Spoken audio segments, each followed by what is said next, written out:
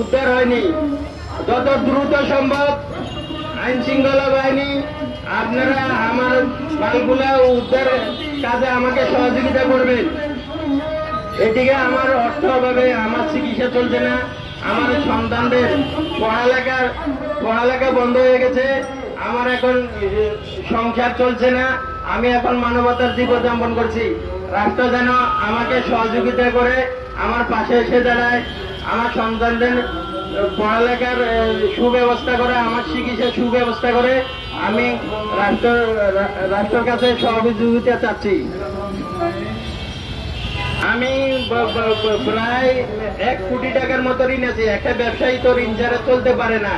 আমি বিভিন্ন আমাদেরকে তো ব্যাংক ঋণ দেয় না, আমরা বিভিন্ন সমিতি থেকে পার্টি থেকে প্রায় 1 কোটি টাকার উপরে ঋণ আছে আমার।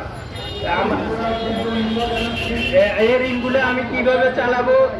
আমাকে যদি রাষ্ট্র যদি সহযোগিতা না করে এবং সন্ত্রাসীরা ধরা খাওয়ার পরও আমার মালগুলো উদ্ধার না করলে, আমাকে যদি না দেয়, আমি কিভাবে চলবো?